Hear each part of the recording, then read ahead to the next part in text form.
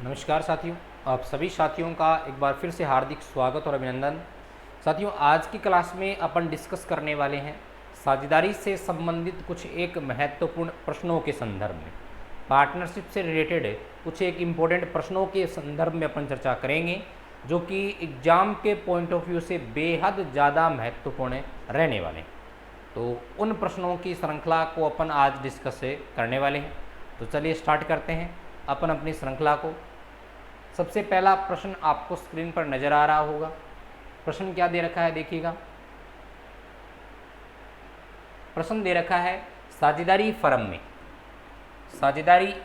में साझेदारों का दायित्व क्या होता है, सीमित, असीमित, पूंजी अनुपात में या बराबर। देखिएगा, नॉर्मली पार्टनरशिप में अगर अपन दायित्वों की बात करें तो साझेदारी में साझेदारों का दायित्व होता है असीमित। साझेदारी में साझेदारों का जो दायित्व होता है वो क्या होता है साथियों, असीमित होता है। क्या होता है, असीमित। उत्तर आ जाएगा असीमित यानी बी। फिर नेक्स्ट प्रश्न की ओर अपन बढ़ रहे हैं।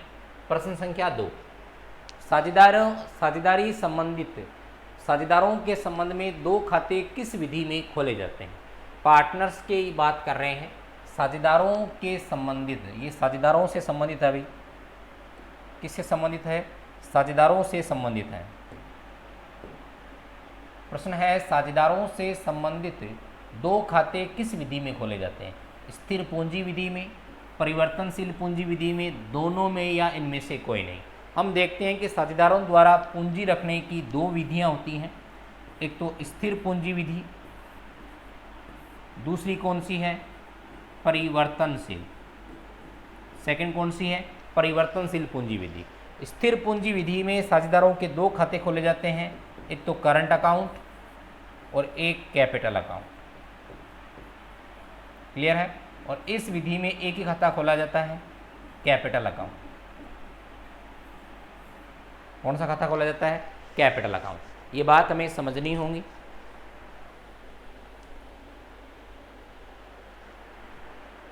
क्लियर है। तो प्रश्न यही पूछा गया है कि किस विधि में दो खाते खोले जाते हैं। स्थिर पूंजी विधि में दो खाते खोले जाते हैं। नेक्स्ट अगले प्रश्न की ओर अपन बढ़ रहे हैं। प्रश्न संख्या 3, किस विधि में साझेदारों के पूंजी खाते का शेष नाम हो सकता है। पार्टनर्स के कैपिटल अकाउंट का बैलेंस अमूमन साधारणतः क्या होता है, जमा होता है, लेकिन कुछ विशेष परिस्थिति में साझेदारों के पूंजी खाते का शेष नाम भी हो सकता है। प्रश्न अपन से पूछा गया है किस विधि के अंतर्गत साझेदारों के पूंजी खाते का शेष नाम हो सकता है। तो ध्यान दीजिएगा, जब सारे परिवर्तन, जब अपन सारे चेंजेज कौन से खाते में करें, जब सारे परिवर्तन अपन करें किस खाते में, पूंजी खाते में, तो ऐसी स्थिति में हमारे जो पूंजी खाते का बैलेंस है वो डेबिट या क्रेडिट कुछ भी हो सकता है। और सारे परिवर्तन एक खाते में तब होंगे जब दूसरा खाता मौजूद नहीं होगा। और एक खाता कौन सी विधि में होता है, परिवर्तनशील विधि में। तो इसका उत्तर भी कौन सी विधि हो जाएगा, परिवर्तनशील पूंजी विधि हो जाएगा। नेक्स्ट प्रश्न संख्या 4, साझेदारी का जन्म होता है। पार्टनरशिप का क्रिएशन किससे होता है। प्रश्न ये पूछा गया है, साझेदारी का जन्म किससे होता है। ऑप्शन नंबर 1 समझौते से, ऑप्शन बी व्यवहार से, ऑप्शन सी मिलन से, ऑप्शन डी समावेश से।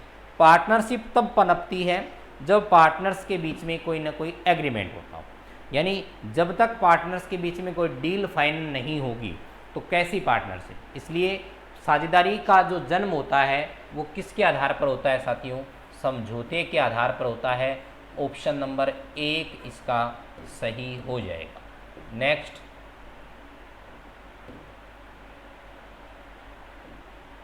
प्रश्न संख्या 5, साझेदारी में अधिकतम सदस्य संख्या हो सकती है। साझेदारी में सामान्यतः अधिकतम सदस्य संख्या कितनी बताई गई। तो ध्यान दीजिएगा, साझेदारी में वर्तमान समय में अधिकतम सदस्य संख्या डिसाइड की गई है। वो कितनी डिसाइड की गई है, वर्तमान में साझेदारों की अधिकतम संख्या डिसाइड की गई है 50।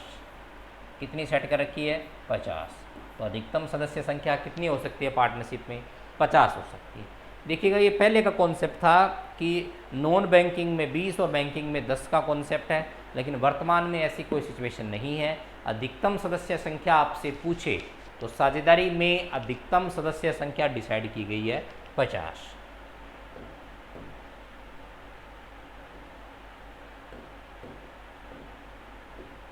नेक्स्ट प्रश्न संख्या 6, कंपनी अधिनियम 2013 में अधिकतम सदस्य संख्या क्या हो सकती है?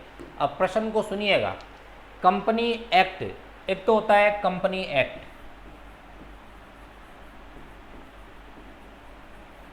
कंपनी एक्ट 2013 अगर आपको पर्टिकुलर पूछ ले, कंपनी एक्ट 2013 के अनुसार अधिकतम साझेदारों की संख्या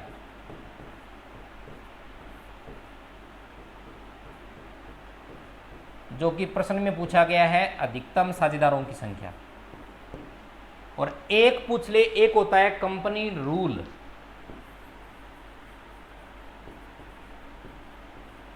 कंपनी रूल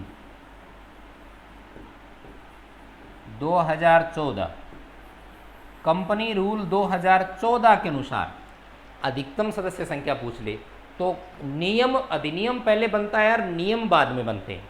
अधिनियम इसलिए बनता है ताकि उसमें कोई नए अमेंडमेंट लागू हो, और उसको लागू करवाने के लिए क्या बनता है? नियम बनता है।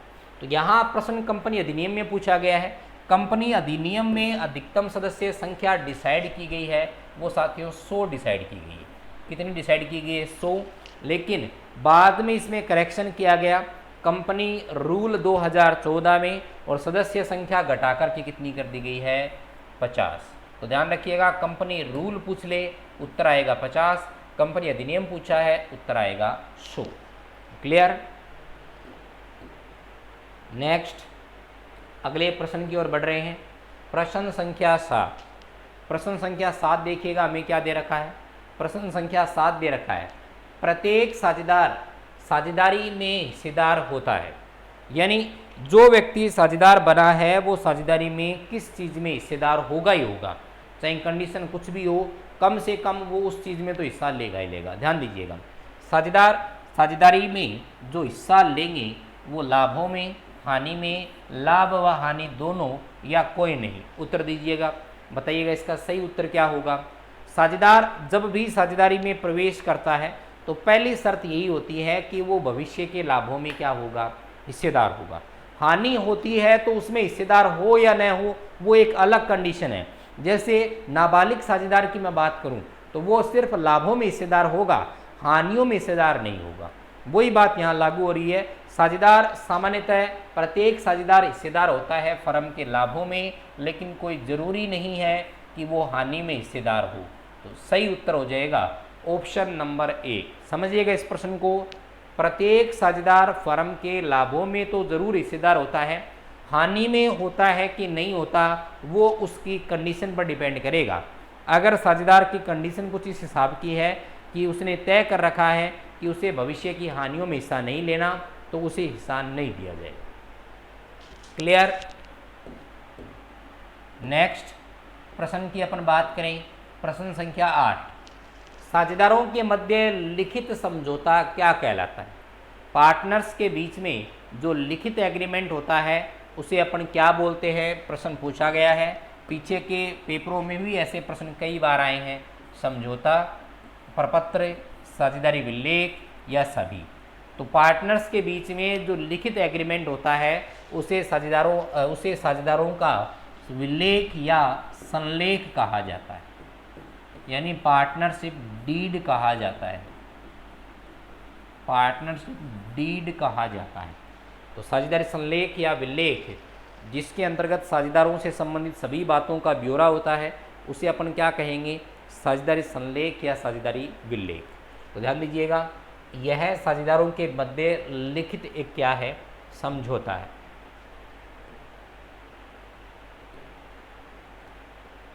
प्रश्न संख्या 9, लाभों पर प्रभार मद निम्न में से नहीं है। निम्न में से ऐसी कौन सी मद है जो लाभों पर प्रभार नहीं है? ऑप्शन ए आपके सामने है, पूंजी पर ब्याज।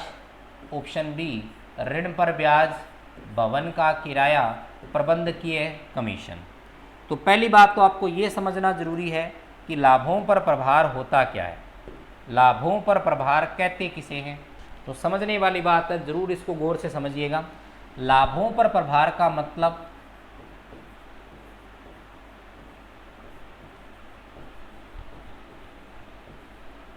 लाभों पर प्रभार से आशय क्या है, हमें समझना होगा।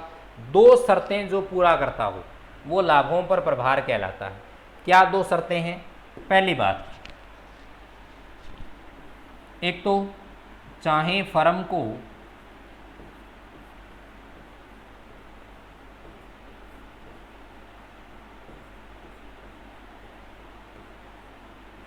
लाभ हो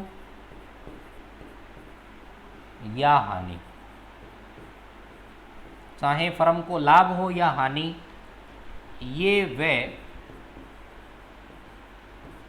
चुकाने ही पड़ेंगे, ये व्यय चुकाने क्या है, अनिवार्य।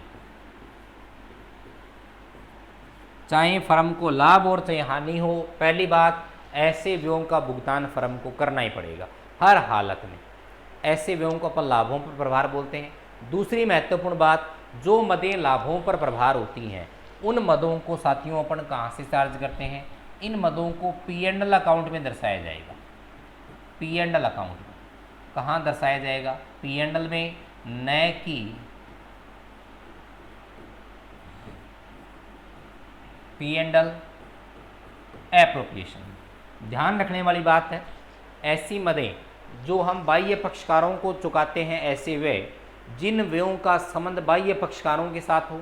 और दूसरी बात, इनके संबंध में हमें एक बात ये ध्यान में रखनी है कि इन मदों को P&L में दिखाया जाएगा, न कि P&L एप्रोप्रिएशन।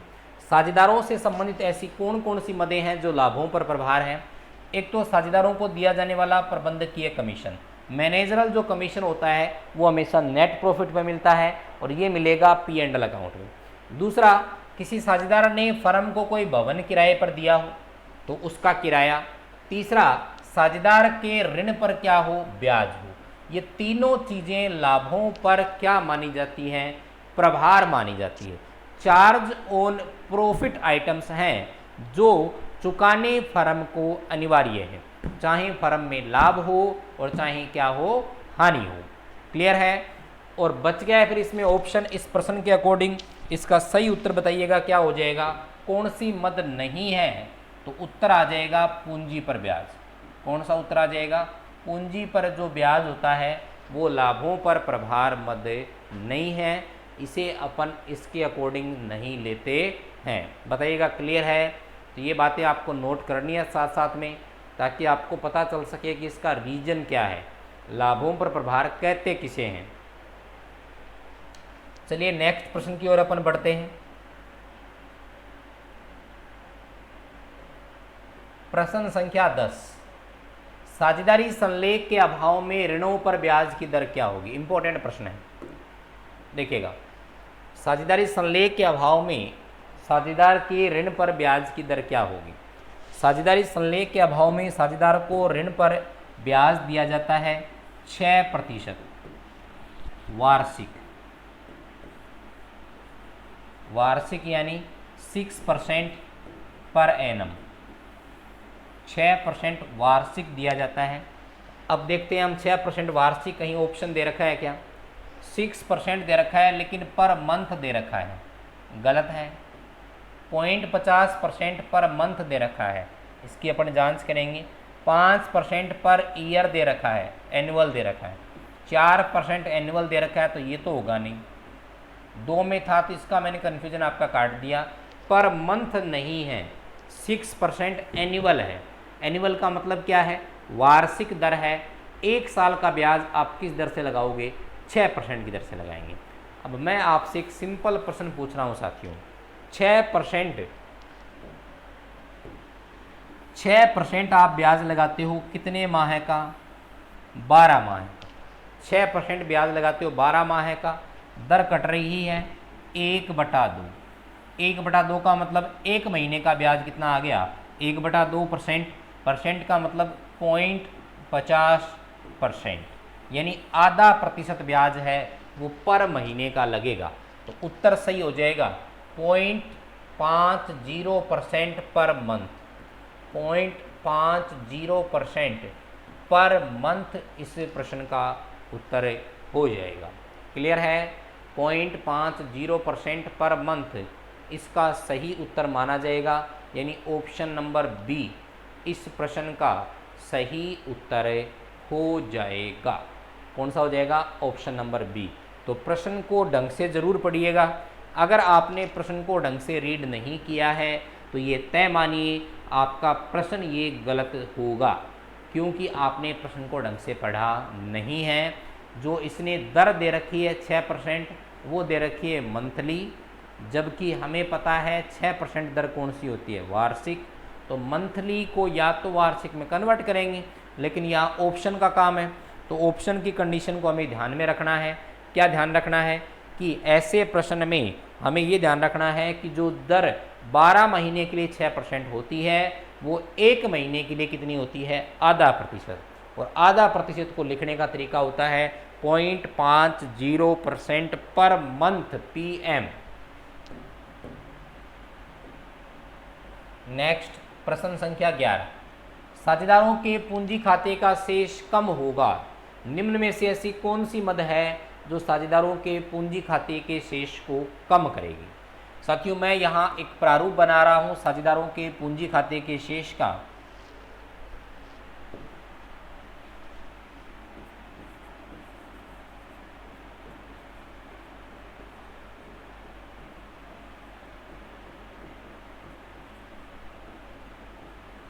साझेदारों के पूंजी खाते के शेष का मैं एक प्रारूप बना रहा हूँ। क्या क्या मदें आती हैं इसमें बताइएगा। सबसे पहले साझेदार के पूंजी खाते का प्रारंभिक शेष। प्रारंभिक शेष लगभग अपन को क्रेडिट मिलता है बाई बैलेंस BD। क्लियर है? प्रारंभिक शेष आ गया। अब जो मद इसके क्रेडिट साइड में आएगी, हर वो मद उसके पूंजी खाते में वृद्धि करेगी। जैसे आपने साझेदारों को पूंजी पर ब्याज दे दिया, पूंजी पर ब्याज को अपन क्या बोलते हैं? By interest on capital. और देखिएगा यहाँ क्या दे रखा है? वेतन, सैलरी भी उसके लिए फायदा है, बाई सैलरी। और इंटरेस्ट ऑन लोन है, हालांकि इंटरेस्ट ऑन लोन यहाँ नहीं आता, लाभों पर प्रभार माना जाता, लेकिन मैं एक बार के लिए बोल देता हूँ कि उसके पूंजी में तो वो वृद्धि करेगा, इसलिए मैं यहाँ दिखा देता हूँ।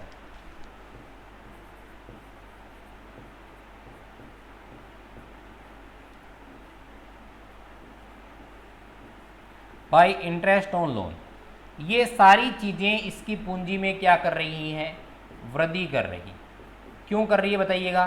क्योंकि इन सब चीज़ों से पार्टनर को फायदा हो रहा है।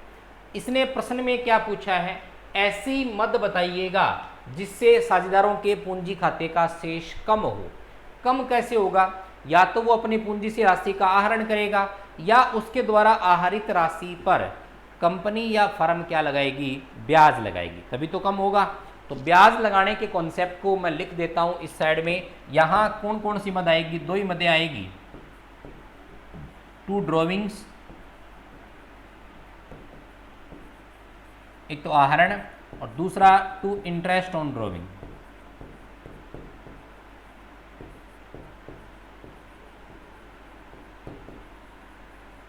To drawings, to interest on drawing. तो ध्यान दीजिएगा, ये दोनों मदें साझेदार के पूंजी में क्या करेंगी? कमी करेगी। उत्तर हो जाएगा ऑप्शन नंबर बी।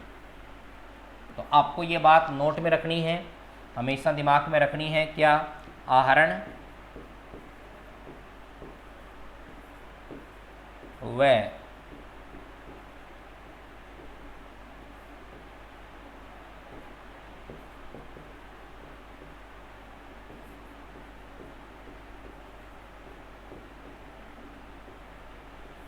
आहरण व आहरण पर ब्याज साझेदार के पूंजी खाते के शेष को कम करता है।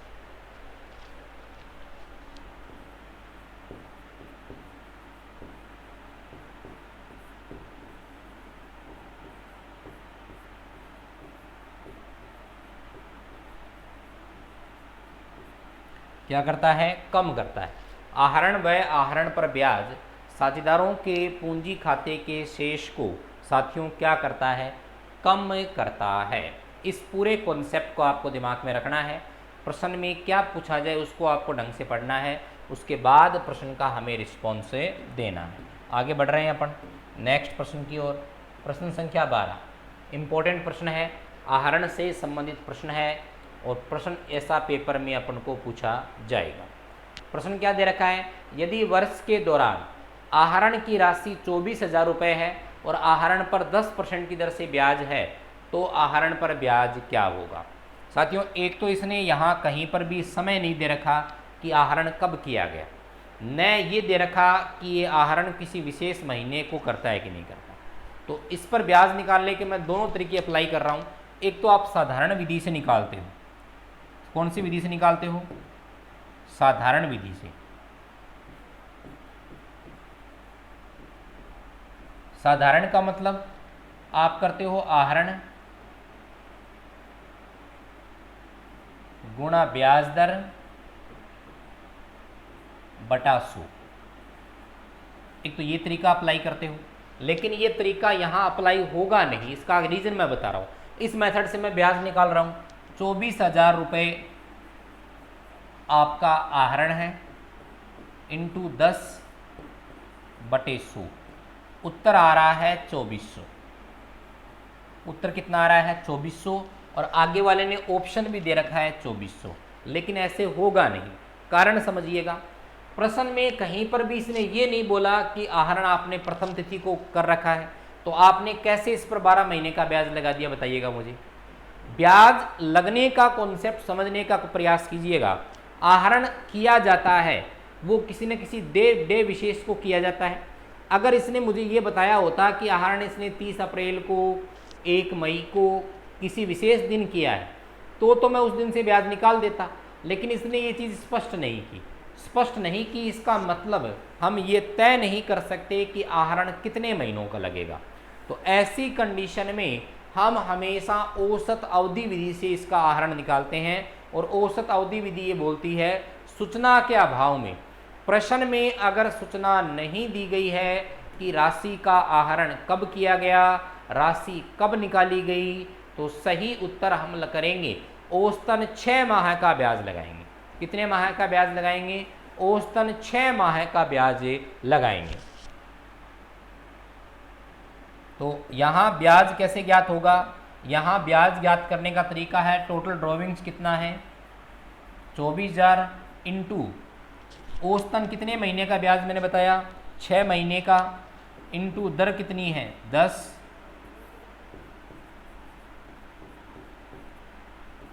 अब ध्यान रखिएगा ये औसतन 6 महीने आए कैसे? फॉर्मूला हम काम में लेते हैं n/2 का। अगर प्रत्येक माह के मध्य में कर रहा है, सूचना के अभाव में भी हम कितने महीने का ब्याज लगाते हैं? 6 माह का। n/2, n का मतलब 12/2, उत्तर आ जाएगा 6 माह। तो इस संख्या को अपन काट रहे हैं 2 से, ये 2 0 से 2 0 कट गए। ऊपर कितना आ रहा है? 2400। 2400 का आधा कितना हो गया? 1200। तो सही उत्तर 1200 होगा, न कि 2400। ऑप्शन नंबर 1 इस प्रश्न का सही उत्तर हो जाएगा। तो ध्यान दीजिएगा, ऐसे प्रश्नों में जहां आपको आहरण तो दे रखा हो लेकिन आहरण की तिथि नहीं दे रखी हो, ऐसी कंडीशन में हम आहरण मानेंगे 6 माह। कितने माह के लिए मानेंगे? 6 माह का आहरण मानते हुए उस पर ब्याज चार्ज करेंगे। क्लियर?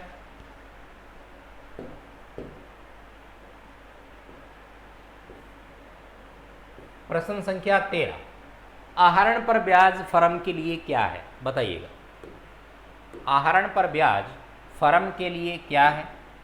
क्या आहरण पर ब्याज फर्म के लिए आय है, व्यय है?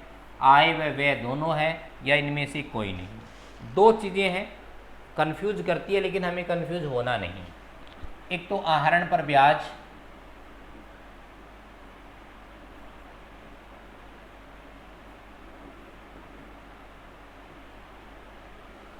एक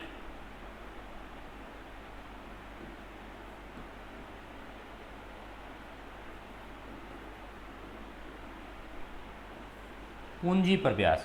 एक तो किस पर ब्याज, आहरण पर ब्याज, और दूसरा किस पर ब्याज, पूंजी पर ब्याज। आहरण पर ब्याज है वो फर्म के लिए, ध्यान दीजिएगा, फर्म के लिए आहरण पर ब्याज फर्म के लिए आय है,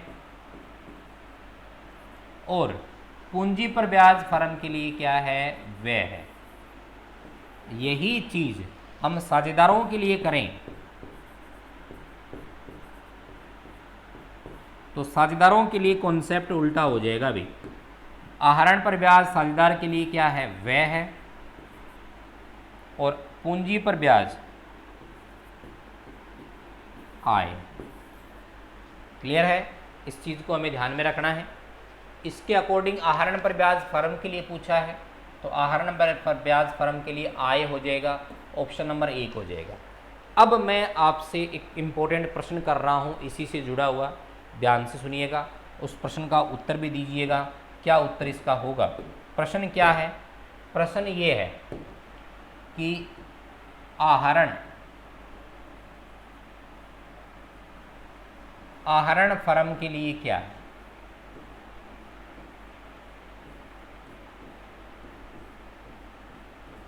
आहरण फर्म के लिए क्या है? ऑप्शन ए आय है,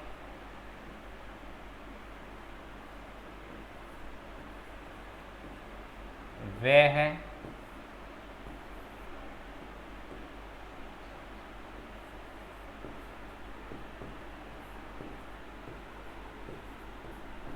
पूंजी में व्यय, रोकड़ में कमी है,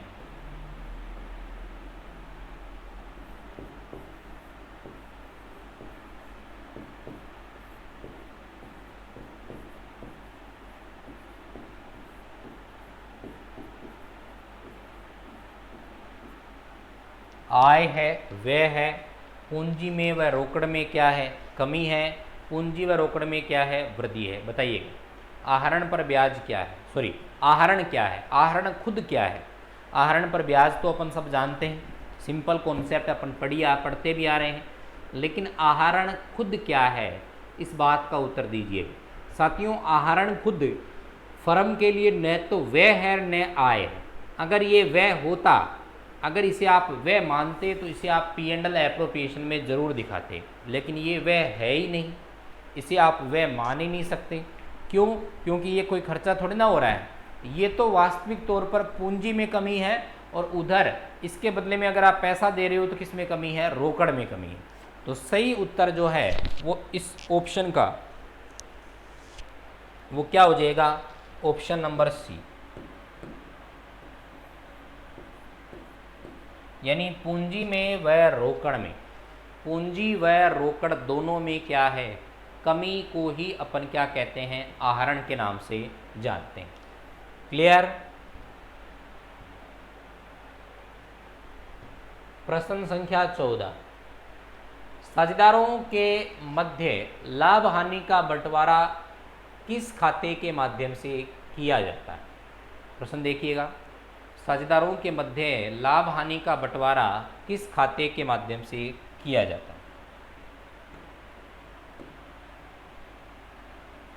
ऑप्शन 1 लाभ हानि खाते के माध्यम से, ऑप्शन बी लाभ हानि नियोजन खाते के माध्यम से, ऑप्शन सी व्यापार खाते के माध्यम से, ऑप्शन डी सभी के माध्यम से। साझेदारों के मध्य जो लाभ हानि का बंटवारा है, या मैं ऐसा बोल देता हूँ, ऐसा कोई भी व्यवसाय जिसमें साझेदारों की या सदस्यों की संख्या 1 से ज़्यादा हो, उनके बीच में लाभ हानि का बंटवारा करने के लिए, उनके बीच में लाभ बांटने के लिए हम किस खाते का प्रयोग करते हैं? तो हम खाते का प्रयोग करेंगे P&L एप्रोप्रिएशन, लाभ हानि नियोजन खाता या लाभ हानि विनियोजन खाते का प्रयोग करेंगे। तो ध्यान दीजिएगा, सही उत्तर हो जाएगा ऑप्शन नंबर बी। और ये है क्या? तो यह है लाभ हानि खाते का विस्तार है,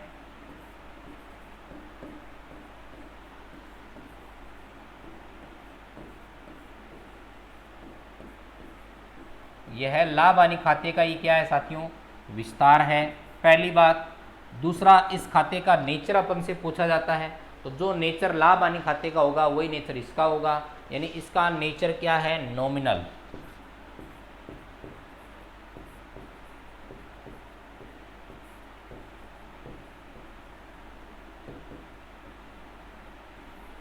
इसका नेचर क्या है, नॉमिनल यानी नाममात्र है। और तीसरा, इसका निर्माण क्यों किया जाता है, तो कारण मैंने बता दिया, साझेदारों के मध्य लाभ हानि का बंटवारा करने के लिए, साझेदारों के मध्य लाभ को बांटने के लिए इस खाते का निर्माण किया जाता है। क्लियर, ये बात हो गई लाभ हानि नियोजन खाते के संदर्भ में। अब देखिएगा, एक बात और ध्यान रखिएगा, इस खाते में प्रश्न पूछा जाए कि शुद्ध लाभ कहाँ से लेकर के आते हैं, शुद्ध लाभ कहाँ से लेकर के आते हैं, तो आपको ध्यान में रखना होगा इस खाते में शुद्ध लाभ वो P&L अकाउंट से लेकर के आते हैं। लाभ हानि खाते से ही इस खाते में शुद्ध लाभ या शुद्ध हानि लेकर के आते हैं। क्लियर है, तो शुद्ध लाभ या शुद्ध हानि किस खाते से लेकर के आते हैं, लाभ हानि खाते से लेकर के आते हैं। नेक्स्ट, प्रश्न संख्या 15 बेहद इंपॉर्टेंट है, खास प्रश्न है। क्या पूछा गया है, देखिएगा। प्रश्न अपन से दे रखा है कि कोई साझेदार प्रत्येक माह के प्रथम दिन, कोई साझेदार प्रत्येक माह के प्रथम दिन 9 माह तक आहरण करता है, तो औसतन कितने माह का ब्याज लगेगा। कोई साझेदार प्रत्येक महीने के पहले दिन, यानी जैसे मैं अप्रैल से बात करूं तो अप्रैल में भी, अप्रैल में उसने पहले दिन पैसे निकाले, फिर मई, फिर जून, फिर जुलाई, फिर अगस्त, सितंबर, हो गए 6 महीने, 6 महीने और प्लस 3 महीने, सितंबर के बाद अक्टूबर, नवंबर, दिसंबर, दिसंबर तक ये बंदा, यानी अक्टूबर, नवंबर और दिसंबर तक, दिसंबर तक ये बंदा प्रत्येक महीने की प्रथम तारीख को आहरण करता है, यानी पहली तारीख को ही पैसा निकाल रहा है, फर्स्ट डेट को ही पैसा निकाल रहा है। आपसे प्रश्न पूछा जा रहा है, इस पर औसतन कितने माह का ब्याज लगेगा, औसतन कितने महीने का ब्याज आप इस पर चार्ज करोगे। तो ध्यान रखना, यहाँ हम कॉन्सेप्ट काम में लेते हैं, इसमें भी काम में लेंगे, आगे वाले प्रश्नों में भी काम में लेंगे। जब आहरण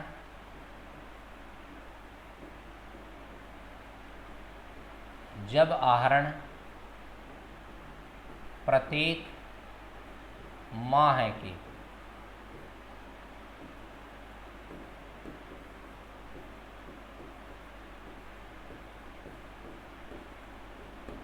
जब आहरण प्रत्येक माह के प्रथम दिन हो, तो हम औसत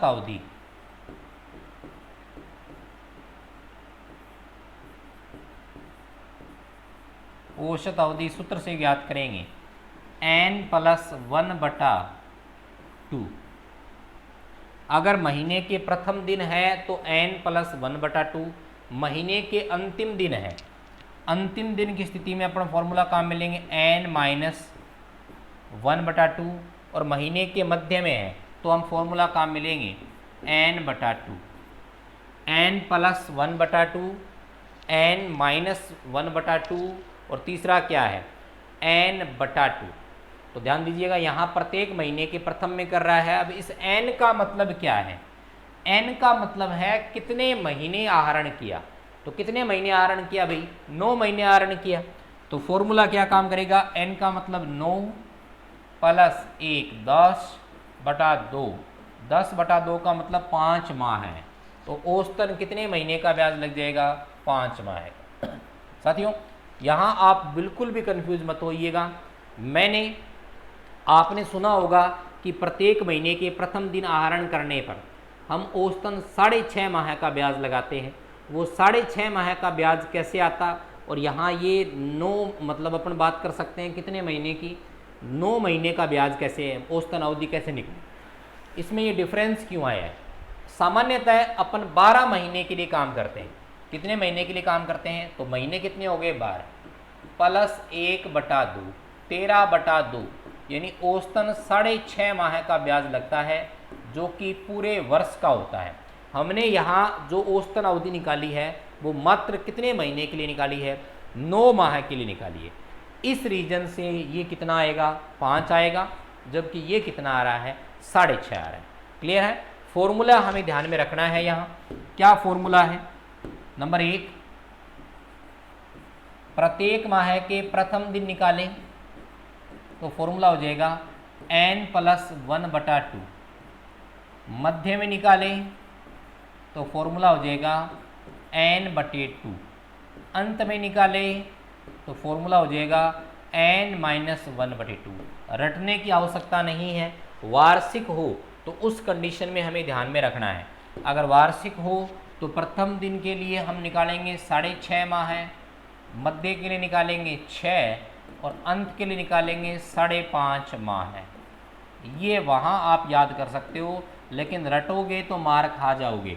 हमें ध्यान रखना है कितनी अवधि के लिए किस कॉन्सेप्ट पे प्रश्न पूछा गया है, उसी लेवल के अकॉर्डिंग हमें बातें करनी है। क्लियर। नेक्स्ट प्रश्न की ओर मैं बढ़ रहा हूँ। अगला प्रश्न मेरे पास है प्रश्न संख्या 16। प्रश्न संख्या 16, सामान्य संचय का निर्माण किस खाते से किया जाता है? जनरल रिजर्व का निर्माण किस खाते से किया जाता है, बताइएगा। रिजर्व का टॉपिक अपने 2 जगह लग रहा है। रिजर्व का निर्माण किस खाते से किया जाता है, प्रश्न अपन से ये पूछा गया है। क्या रिजर्व का निर्माण P&L अकाउंट से किया जाता है? क्या रिजर्व का निर्माण P&L एप्रोप्रिएशन से किया जाता है, P&L एडजस्टमेंट से किया जाता है, या सभी से किया जाता है? ध्यान दीजिएगा, मैं आपको फिर याद दिला देता हूँ। संचय जो बनते हैं, रिजर्व जो बनते हैं, वो भविष्य की अज्ञात हानियों के लिए बनते हैं। भविष्य की अज्ञात हानियों के लिए आप किसका निर्माण करते हो, संचय का निर्माण करते हो। जबकि भविष्य की ज्ञात हानियों के लिए, ऐसी हानियाँ जो ज्ञात हैं, जिनका होना तय है लेकिन अमाउंट नहीं पता, उनके लिए आप क्या बनाते हो, प्रावधान, प्रोविजंस बनाते हो। जैसे provision for bad debts, provision for tax. हमें पता है कि टैक्स चुकाना पड़ेगा, लेकिन हमें ये नहीं पता कि अगले वर्ष टैक्स कितना चुकाना है, उसके लिए प्रोविजन बनाएंगे। डेप्रीशिएशन के लिए भी प्रोविजन बनता है, बैड डेब्ट्स के लिए भी प्रोविजन बनता है। रिजर्व जो बनते हैं वो भविष्य की अज्ञात हानियों के लिए बनते हैं। ये एक तरीके से अर्जित आय का वह भाग होता है जो आप प्रतिधारित रूप में रखते हो, रोक करके रखते हो। तो ध्यान से सुनिएगा इस बात के संदर्भ में। पहली बात तो हमेशा जो रिजर्व हैं उनका निर्माण P&L एप्रोप्रिएशन से होगा। उनका निर्माण किससे होगा, P&L एप्रोप्रिएशन से होगा। तो कुछ बातें रिजर्व के संबंध में। पहली बात मैं आपको बता देता हूँ, संचय का निर्माण, संचय का जो निर्माण होता है वो भविष्य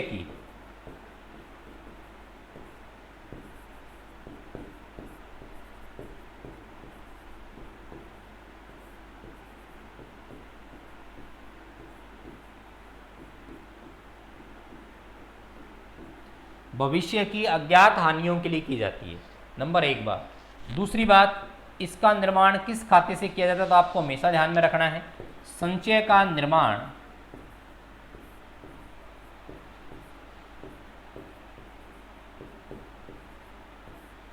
P&L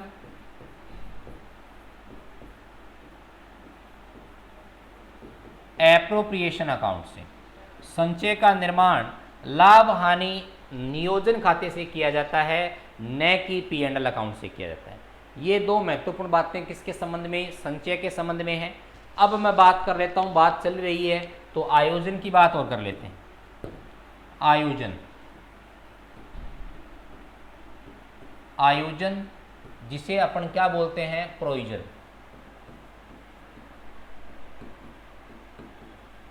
पहली बात, प्रोविजन किस खाते से बनता है, प्रोविजन हमेशा बनेगा P&L अकाउंट से। प्रोविजन का जो निर्माण होगा, प्रोविजन जो गठित किया जाएगा वो किस खाते से किया जाएगा, P&L अकाउंट से किया जाएगा।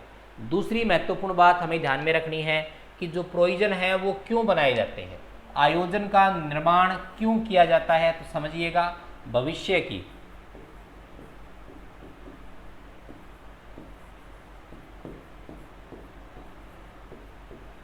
ज्ञात हानि के अज्ञात राशि के लिए। हानि ज्ञात है, हानि होगी, लेकिन हमें ये नहीं पता कि उसके लिए व्यय कितना चुकाना पड़ेगा। तो ध्यान रखिएगा ये किसके लिए बनाते हैं? एक तो अपन जैसे ह्रास के लिए, एक डूबतरण के लिए, इन सब के लिए किसका निर्माण होता है? आयोजन का निर्माण होता है। तो ये चीज़ हमें समझनी जरूरी है, क्योंकि विशेषता अपने टॉपिक भी लग रहा है किसका? प्रोविजन और रिजर्व के संबंध में। क्लियर है? नेक्स्ट प्रश्न की ओर मैं बढ़ रहा हूं। प्रश्न संख्या 17 क्या दे रखा है? किसी निर्धारित उद्देश्य के लिए स्थापित साझेदारी क्या कहलाती है? कोई आपको पता चल गया है कि एक फिक्स जिसका कोई उद्देश्य है या निर्धारित उद्देश्य के लिए आप कोई साझेदारी का क्रिएशन कर रहे हो, तो वो क्या कहलाएगी? विशिष्ट उद्देश्य के लिए जो साझेदारी की जाती है उसे निश्चित साझेदारी, ये तो समय से संबंधित हो गई।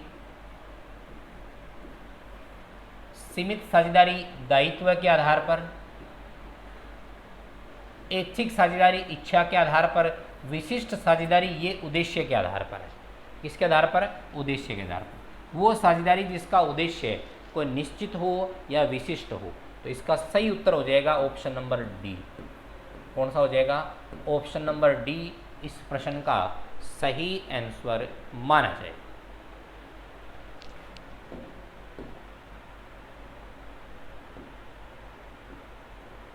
प्रश्न संख्या 18 फिर एक इंपॉर्टेंट प्रश्न है, प्रैक्टिकल प्रश्न आपके सामने है।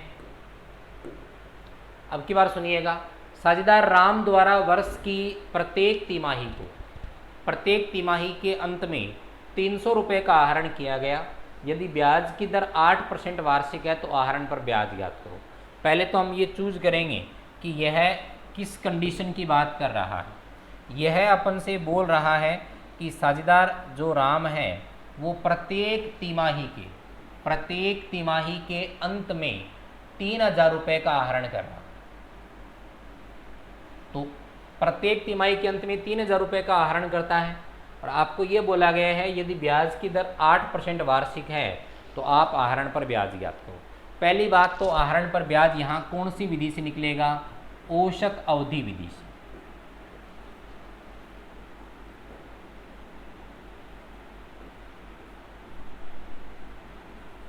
क्यों निकलेगा? क्योंकि आहरण लगातार किया जा रहा है और एक निश्चित समय अंतराल के बाद किया जा रहा है। औसत अवधि विधि में निकालने का फॉर्मूला क्या होता है? आहरण की राशि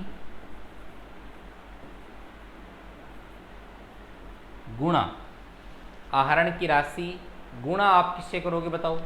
गुणा अपन करेंगे औसत अवधि से,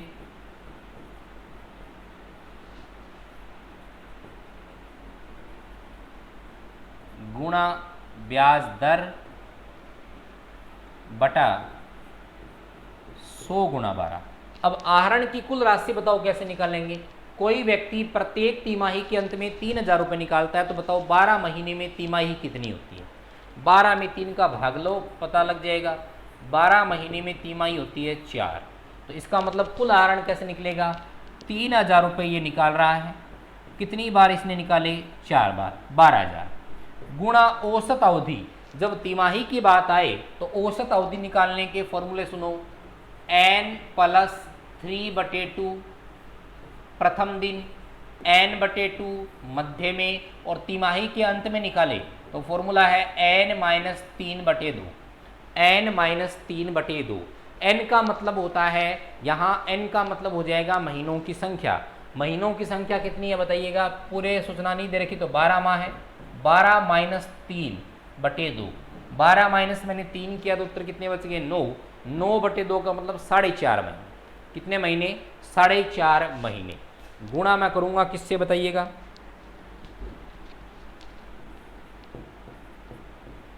इनटू दर आपको प्रश्न में दे रखी है 8, 100 गुणा 12। संख्याएं कट रही है वो काट लो। 4 दूए 8, 4 तीय 12, 2 शून्य से ये 2 शून्य हटा दो। क्लियर है? ये पॉइंट हटाओगे तो नीचे एक शून्य लगा लो, उस शून्य से इसको काट दो। ऊपर मेरे पास संख्याएं कितनी बच रही हैं? ये तो संख्या कटी गई।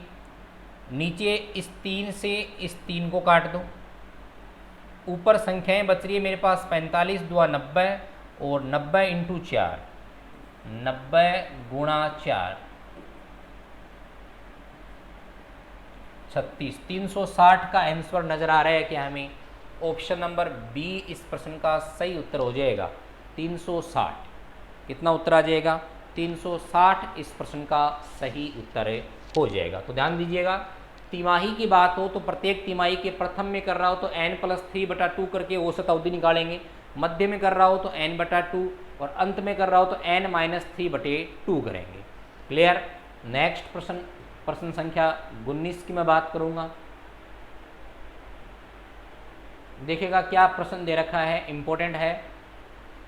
प्रश्न हमें दे रखा है कि ABC एक फर्म में साझेदार हैं, 2000 रुपये का लाभ कमाते हैं। ABC एक फर्म में साझेदार हैं, लाभ कमाते हैं 2000 रुपये का। फिर क्या हुआ? आपने इस लाभ को बांट दिया 2:1:1 में। देखिएगा, ऐसे प्रश्नों को हमें सीधा करना है। 20,000 के लाभ को आपने बांट दिया 2:1:1 में, यानी 3 और 1 4, 4 का भाग लगाता हूँ तो कितना आ गया? 10,000, 5,000, 5,000। इस रेशियो में आपने डिवाइड किया, जबकि ये लाभ किस अनुपात में बांटना था? 1:2:2 में। ये तो बांटा, और बांटना किस अनुपात में था? बांटना था आपको 2, 2, 4, 1, 5, यानी 4,000, 8,000, 8,000। बांटना ऐसे था और बांट ऐसे दिया, तो सुधार की एक प्रविष्टि पूछी है। तो देखिएगा, ए को क्रेडिट होना चाहिए था 4 से, ए क्रेडिट है कितने से? 10 से। तो सीधी सी बात है, ए को डेबिट करेंगे, ए डेबिट हो जाएगा कितने हज़ार से? 6,000 से। बी को क्रेडिट होना चाहिए था 8 से, बी क्रेडिट है कितने से? 5 से। तो बी का खाता क्रेडिट हो जाएगा कितने से? 8 - 5 यानी 3 से।